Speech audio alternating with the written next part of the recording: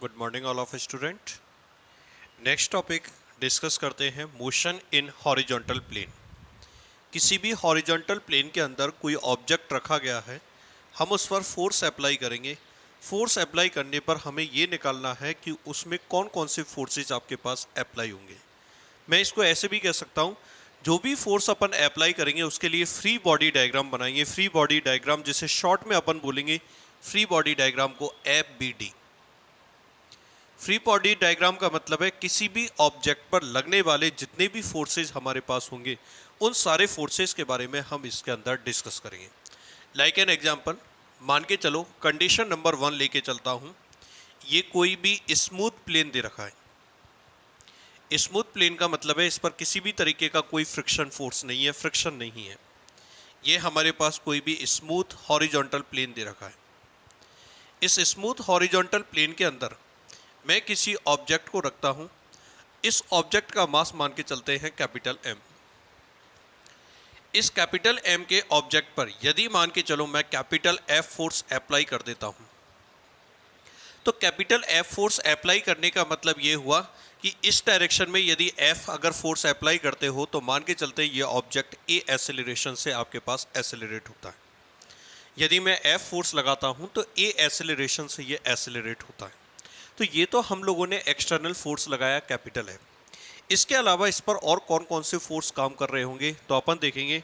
सबसे पहले इस पर जो काम कर रहा होगा ये आपके पास mg काम करेगा, ग्रेविटेशनल फोर्स या वेट फोर्स, जो कि वर्टिकल हमेशा अब डाउनवर्ड डायरेक्शन में होता है।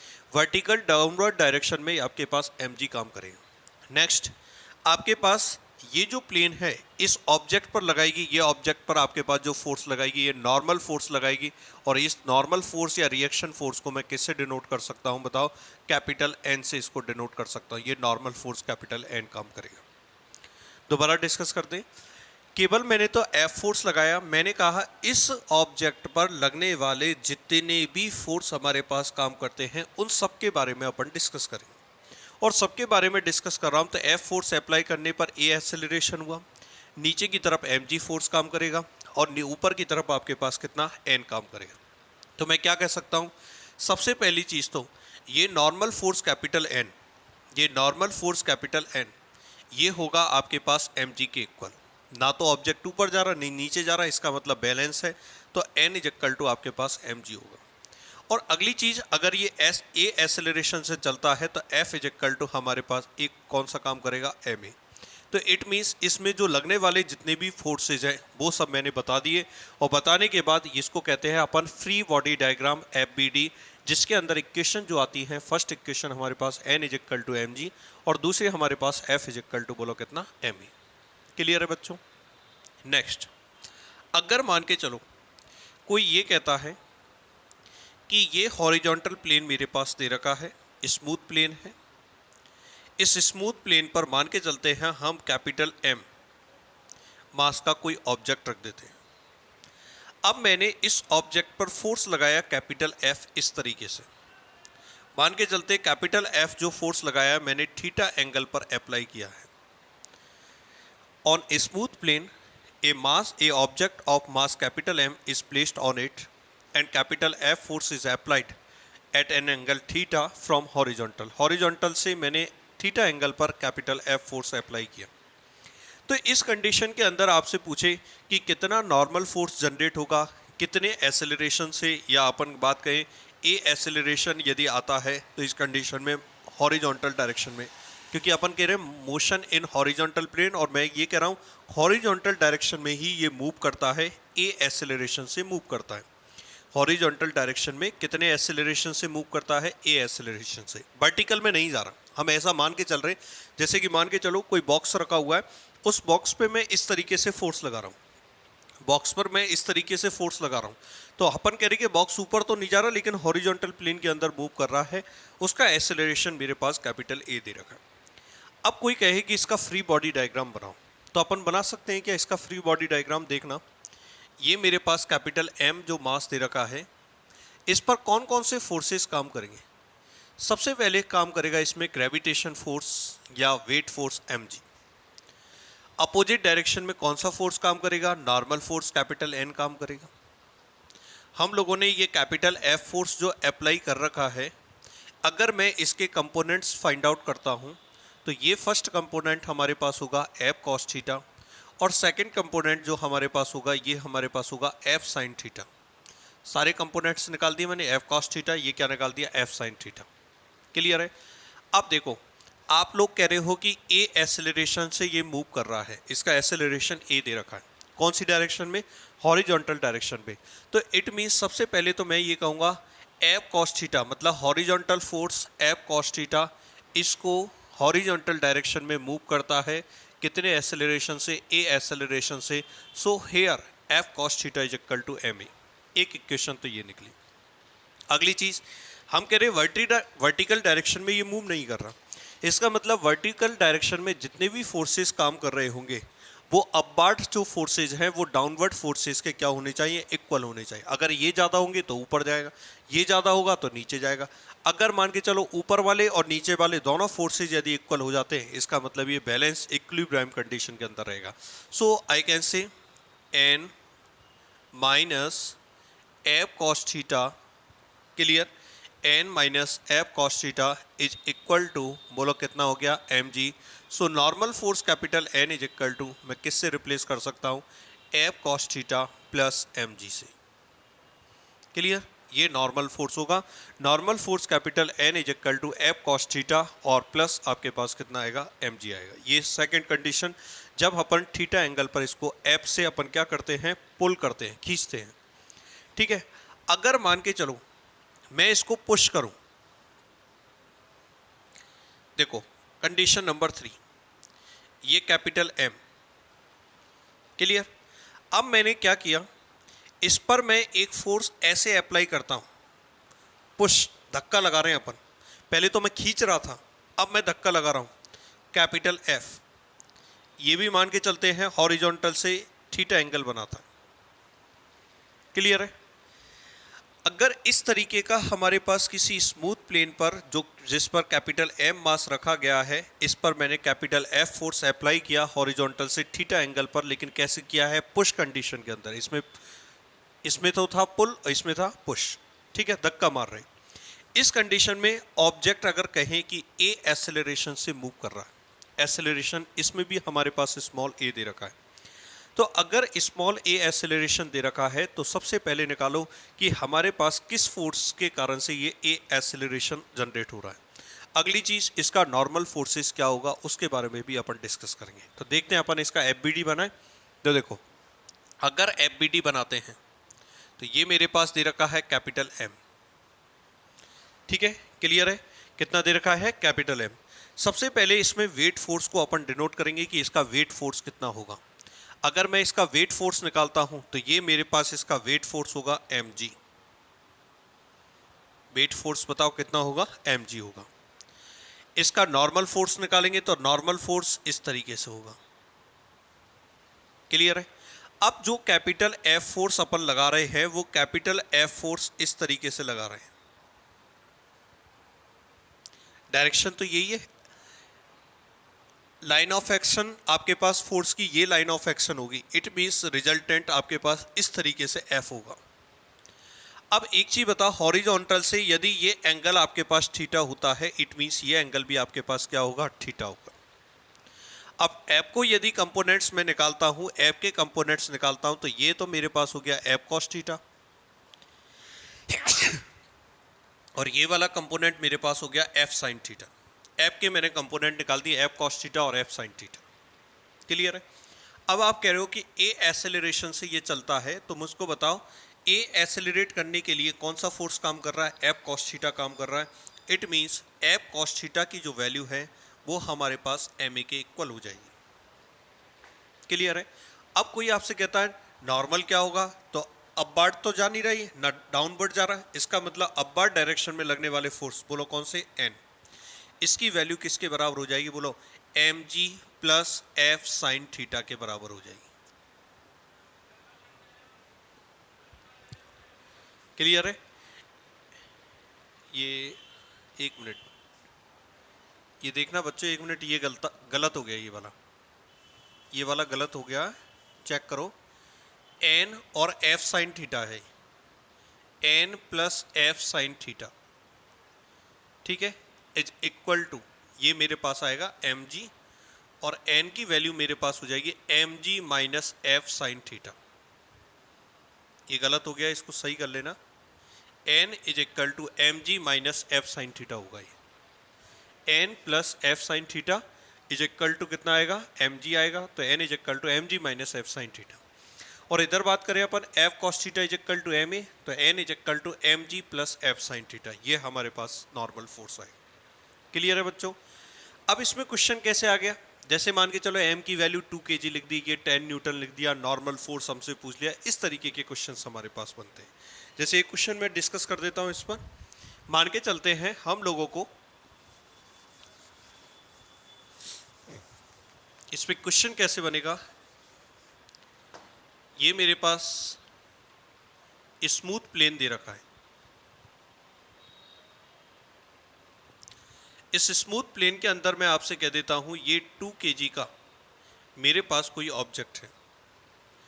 इस पर मैं 20 न्यूटन का कोई फोर्स अप्लाई कर रहा हूं, और 20 न्यूटन का फोर्स कितने डिग्री के एंगल पर कर रहा हूं, 37 डिग्री के एंगल पर अप्लाई कर रहा हूं।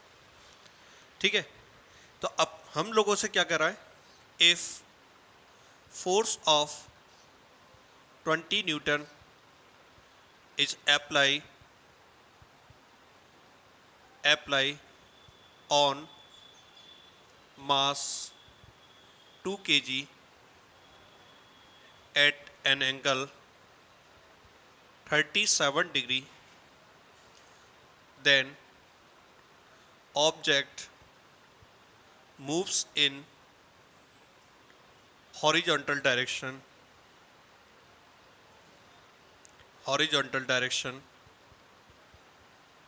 then डिटरमाइन, क्या डिटरमाइन करना है, first acceleration in horizontal direction,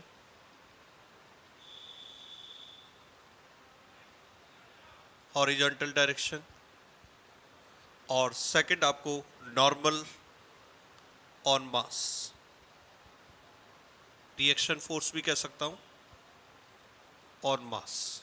ये लो, और कैलकुलेशन में स्मॉल जी की वैल्यू अपने को 10 काम में लेके चलनी है, ये हम लोगों से पूछा। क्लियर है? कैसे फाइंड आउट करेंगे देखते हैं। ये मेरे पास 2 kg का कोई भी ऑब्जेक्ट दे रखा है, इस पर मैंने 24 न्यूटन का फोर्स लगाया। 20 न्यूटन का फोर्स कितने डिग्री पर लगाया, 37 पर, तो ये तो हो गया 20 cos 37, और ये हो गया 20 sin 37। क्लियर? और क्या काम करेगा, नॉर्मल काम करेगा, कैपिटल एन, और नीचे क्या काम करेगा, एम जी, एम की जगह 2 दे रखा है, इसका मतलब मैं लिख देता हूं 2g। हॉरिजॉन्टल डायरेक्शन में ए एक्सेलरेशन से चल रहा है, तो सबसे पहले चीज 20 cos 37 इसको हॉरिजॉन्टल डायरेक्शन में लेके चलेगा, एम ए 20 cos 37 की वैल्यू 4/5, m की वैल्यू 2, एक्सेलरेशन a, 5 से डिवाइड करोगे तो 5 से डिवाइड करोगे कितना आ जाएगा, 4 इंटू 4 कितना हो गया, 16, 2 से डिवाइड कर दो, acceleration a is equal to 8 metre पर सेकंड स्क्वायर, ये एक्सेलरेशन मेरे पास निकलेगा। क्लियर? नेक्स्ट, अपवर्ड डायरेक्शन में n plus 20 sin 37 degree is equal to mg, mg का मतलब 2g, n is equal to 20 sin 37 की वैल्यू 3/5, 2g की वैल्यू कितनी, 10, 5 से डिवाइड करोगे कितना आ जाएगा, 4, n इज इक्वल टू, ये अपने पास हो गया 12, ये अपने पास हो गया 20, n इज इक्वल टू अपने पास हो गया 20 माइनस 12 इज इक्वल टू, बोलो कितना हो गया, 8 न्यूटन। ये नॉर्मल फोर्स होगा। क्लियर है बच्चों? अब एक चीज और देखो, मैं जब इसको पुश करता हूं, मतलब इसको पुल करता हूं, खींचता हूं, तब मेरे पास नॉर्मल लग रहा है एम जी माइनस एफ साइन थीटा, और अगर मैं इसको धक्का मारता हूं तो वो normal force F G plus F sine theta, मतलब नॉर्मल फोर्स इंक्रीज हो गया, इसमें नॉर्मल फोर्स डिक्रीज हो गया।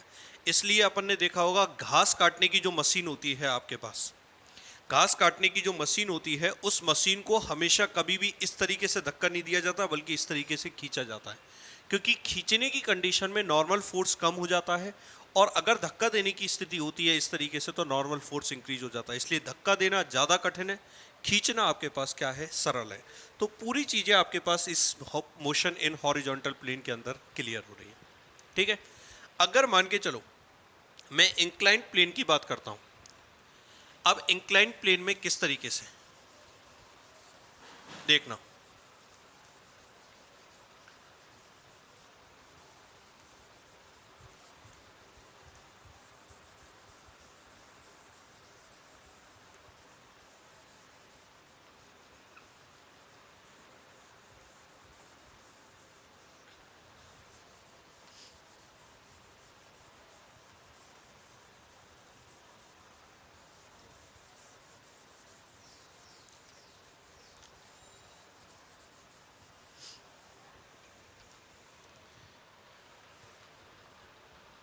अगर मान के चलो आपको इंक्लाइंड प्लेन दे दिया जाए, इंक्लाइंड प्लेन का मतलब the plane which at an angle from the horizontal. जैसे ये प्लेन दे रखा है, इस प्लेन को मैंने हॉरिजॉन्टल से किसी एंगल थीटा पर इसको अप कर दिया, इस तरीके का जो आपके पास प्लेन होता है वो इंक्लाइंड प्लेन होता है। इस इंक्लाइंड प्लेन पर ये हमारे पास कैपिटल एम मास का कोई भी ऑब्जेक्ट गिवन है। अब एक चीज बताओ, कोई भी इंक्लाइंड प्लेन दे रखा है, जैसे मान के चलो मैं इस इंक्लाइंड प्लेन इसको मान लेता हूं, ये कोई इंक्लाइंड प्लेन ऐसे दे रखा है। अब इस पर मैं किसी ऑब्जेक्ट को रखूंगा, इट मीन्स ये ऑब्जेक्ट नीचे की तरफ आएगा। तो इस ऑब्जेक्ट जो नीचे की तरफ आ रहा है तो इसका कुछ ना कुछ एक्सेलरेशन जरूर होगा। तो ये कितना एक्सेलरेशन होगा जिसके कारण से ये नीचे की तरफ आ रहा है। अगली चीज, इसका नॉर्मल कितना होगा, कितना नॉर्मल फोर्स इस पर काम करेगा, इसके बारे में अपन डिस्कस करेंगे। ठीक है, ये मेरे पास डायग्राम दे रखा है, मैं इसका फ्री बॉडी डायग्राम बनाता हूं, देखना एफबीडी बनाते हैं और तब अपन निकालेंगे इसका एफबीडी से कि किस तरीके से ये मूव करेगा। ये मेरे पास एंगल थीटा, ये मेरे पास कैपिटल एम। अब मैं देखूंगा सरफेस जो मेरे पास दे रखी है वो सरफेस, इस पर ये ऑब्जेक्ट रखा हुआ है इस तरीके से, जो सरफेस मेरे पास दे रखी है इस सरफेस पर ऑब्जेक्ट को रखा हुआ है। तो इसका मतलब इस सरफेस के परपेंडिकुलर डायरेक्शन में नॉर्मल लगता है, तो परपेंडिकुलर डायरेक्शन में नॉर्मल इस तरीके से लगेगा। इस बात का ध्यान रखना, अगर जैसे यहाँ रखा होता तो परपेंडिकुलर ऐसे होता, अगर इस तरीके से मैं चिपका दूं इसको तो इसका मतलब नॉर्मल फोर्स ऐसे लगेगा। तो नॉर्मल फोर्स हमेशा प्लेन के परपेंडिकुलर लगता है, नॉर्मल फोर्स प्लेन के परपेंडिकुलर डायरेक्शन में लगता है। ये लगा दिया मैंने कैपिटल है। अब देखने इस पर और कौन कौन से काम करेंगे। एक काम करेगा mg फोर्स, काम करेगा ना। अगर मान के चलो इसको आगे की तरफ एसेलरेट हो रहा है तो कितने फोर्स से ये एसेलरेट हो रहा है या कितना फोर्स जनरेट होता है, कितना एसेलरेशन जनरेट होता है, ये चीज अपने को फाइंड आउट करनी। अगर ये एंगल थीटा है, ध्यान से देखना,